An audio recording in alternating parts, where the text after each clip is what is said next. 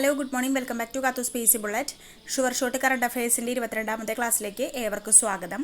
ഇന്ന് 10 ചോദ്യങ്ങളാണ് നമ്മൾ പഠിക്കാൻ പോകുന്നത്. വളരെയധികം പ്രധാനപ്പെട്ട ചോദ്യങ്ങളാണ്. എല്ലാവർക്കും ക്ലാസ്സിലേക്ക് സ്വാഗതം.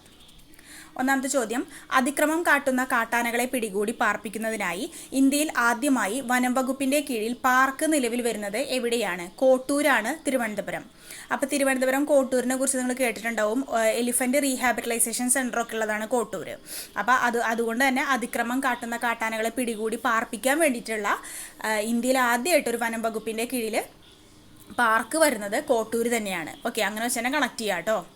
രണ്ടാമത്തെ ചോദ്യം, കേരളത്തിലെ ആദ്യ വനം മ്യൂസിയം നിലവിൽ വരുന്നത് കുളത്തൂപ്പുഴയാണ്, കൊല്ലം. ഓക്കെ, അപ്പോൾ കേരളത്തിലെ ആദ്യത്തെ വനം മ്യൂസിയം വരുന്നത് എവിടെയാണ്? കുളത്തൂപ്പുഴയാണ്, കൊല്ലം ജില്ലയിലാണ്. തേർഡ് ക്വസ്റ്റ്യൻ, കൊല്ലത്തെ ആഴക്കടലിൽ നിന്നും കണ്ടെത്തിയ പുതിയ കടൽ ജീവിയാണ് എൽത്തൂസ അക്വാബിയോ. ഓക്കെ, എൽത്തൂസ അക്വാബിയോ എന്ന് പറയുന്നത് കൊല്ലം ജില്ലയിലെ ആഴക്കടലുകളിൽ നിന്നും കണ്ടെത്തിയ ഒരു പുതിയ കടൽ ജീവിയായിരുന്നു. ഓക്കെ, എൽത്തൂസ അക്വാബിയോ. അപ്പോൾ അക്വ എന്നൊക്കെ പറയുമ്പോൾ നമുക്കറിയാമല്ലോ ജലത്തിലുള്ളതാണ്. അപ്പോൾ അങ്ങനെ വെച്ചാൽ നമുക്ക് കണക്ട് ചെയ്യാം. ഓക്കെ, നാലാമത്തെ ക്വസ്റ്റ്യൻ, ഭിന്നശേഷിക്കാരായ മക്കളുള്ള അമ്മമാർക്ക് ഉപജീവനത്തിനായി ഈ ഓട്ടോ നൽകുന്ന സാമൂഹ്യ സുരക്ഷാ വകുപ്പിൻ്റെ പദ്ധതിയാണ് സ്നേഹയാനം പദ്ധതി. ഭിന്നശേഷിക്കാരായിട്ടുള്ള മക്കളുള്ള അമ്മമാർക്ക് അവരുടെ ഉപജീവനത്തിന് വേണ്ടിയിട്ട് ഇലക്ട്രിക് ഓട്ടോ കൊടുക്കുന്ന സാമൂഹ്യ സുരക്ഷാ വകുപ്പിൻ്റെ പദ്ധതിയാണ് സ്നേഹയാനം. ഓക്കെ, അഞ്ചാമത്തെ ചോദ്യം, പ്രസവശേഷം അമ്മയെയും കുഞ്ഞിനെയും സൗജന്യമായി വാഹനത്തിൽ വീട്ടിലെത്തിക്കുന്ന സംസ്ഥാന സർക്കാരിൻ്റെ പദ്ധതിയാണ് മാതൃയാനം. അങ്ങോട്ടും ഇങ്ങോട്ടും തെറ്റിപ്പോരുത്. സ്നേഹയാനം ഉണ്ട്, മാതൃയാനം ഉണ്ട്.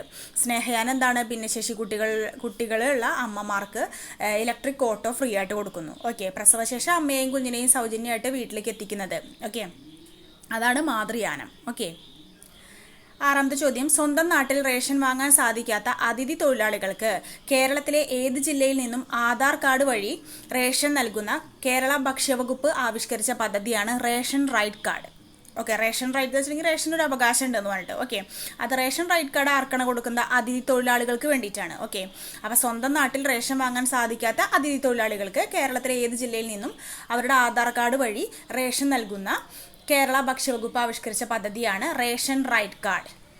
അടുത്ത ചോദ്യം ശ്രദ്ധിക്കുക. 7th ക്വസ്റ്റ്യൻ ആണ്, റേഷൻ കാർഡ് ഉള്ളവർക്ക് രാജ്യത്ത് എവിടെ നിന്നും റേഷൻ വാങ്ങാൻ സൗകര്യമൊരുക്കുന്ന കേന്ദ്ര ഗവൺമെൻറ് പദ്ധതിയാണ് ഒരു രാജ്യം ഒരു റേഷൻ. ഓക്കെ, അപ്പോൾ റേഷൻ കാർഡ് സ്വന്തമായിട്ട് ഉള്ളവർക്ക് രാജ്യത്ത് എവിടെ പോയാലും അവിടെ നിന്ന് റേഷൻ വാങ്ങാൻ സാധിക്കും. ആ ഒരു സൗകര്യം ഒരുക്കുന്ന ഒരു പദ്ധതിയാണ് ഒരു രാജ്യം ഒരു റേഷൻ. അതിഥി തൊഴിലാളികളായിട്ട് ബന്ധപ്പെട്ടതാണ് റേഷൻ റൈറ്റ് കാർഡ് എന്നുള്ളത് ശ്രദ്ധിക്കുക. ഓക്കെ, ഇമ്പോർട്ടൻ്റ് ആണ് കേട്ടോ. 8ാമത്തെ ചോദ്യം, ലോകബാങ്കിൻ്റെ സഹായത്തോടെ കേരള സർക്കാർ നടപ്പാക്കുന്ന ഖരമാലിന്യ പരിപാലന പദ്ധതിയാണ് മാറ്റം. അപ്പോൾ മാലിന്യ സംസ്കരണ കാര്യങ്ങൾ അങ്ങനത്തെ സംഭവങ്ങളൊക്കെ ഇത്തിരി കൂടുതൽ ഇമ്പോർട്ടൻസ് കൊടുക്കുക അല്ലേ, അത്രയും ഇമ്പോർട്ടൻ്റ് ആണ്. അപ്പോൾ ലോകബാങ്കിൻ്റെ സഹായത്തോടെ കേരള സർക്കാർ നടപ്പാക്കുന്ന ഖരമാലിന്യ പരിപാലന പദ്ധതിയാണ് മാറ്റം. ഓക്കെ, ഖരമാലിന്യങ്ങളൊക്കെ എടുത്ത് മാറ്റുക എന്നൊക്കെ വെച്ച് കണക്ട് ചെയ്യാം. 9th ക്വസ്റ്റ്യൻ, കേരളത്തിലെ ആദ്യ സമ്പൂർണ്ണ ഇൻഷുറൻസ് ഗ്രാമപഞ്ചായത്താണ് ചക്കിട്ടപ്പാറ, കോഴിക്കോട് ജില്ലയാണ്. ഓക്കെ, കേരളത്തിലെ ആദ്യത്തെ സമ്പൂർണ്ണ ഇൻഷുറൻസ് ഗ്രാമപഞ്ചായത്ത് എവിടെയാണ്? കോഴിക്കോട് ജില്ലയിലെ ചക്കിട്ടപ്പാറയിലാണ് കേട്ടോ. 10ാമത്തെ ചോദ്യമാണ്, കേരളത്തിലെ ആദ്യത്തെ 3D പ്രിന്റഡ് മാതൃകാ കെട്ടിടം സ്ഥാപിക്കപ്പെടുന്നത് എവിടെയാണ്? തിരുവനന്തപുരം ജില്ലയിലാണ്.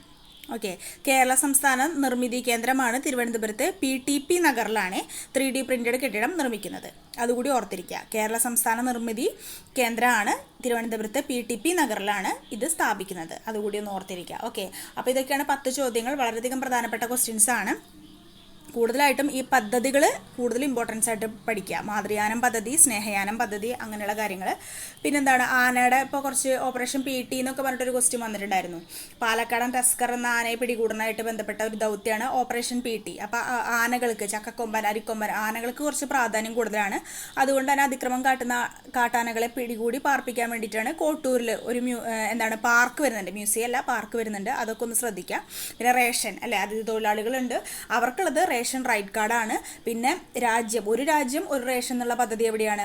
ലോകത്ത് നമ്മുടെ രാജ്യത്ത് സ്വന്തമായിട്ട് റേഷൻ കാർഡുള്ള ആളുകൾക്ക് രാജ്യത്ത് എവിടെ നിന്നും റേഷൻ വാങ്ങാനുള്ള ഒരു സഹായിക്കുന്ന അതിനുള്ളൊരു പദ്ധതിയാണ്, കേന്ദ്ര സർക്കാരിൻ്റെ ഒരു പദ്ധതിയാണ്. ഓക്കെ, അത് ശ്രദ്ധിക്കുക. പിന്നെ ഖരമാലിന്യത്തിൻ്റെ മാറ്റം എന്നുള്ള പദ്ധതി, ഇതാണ് ഏറ്റവും കൂടുതൽ ശ്രദ്ധിക്കേണ്ടത് ഈ ഒരു ക്ലാസ്സിൽ കേട്ടോ.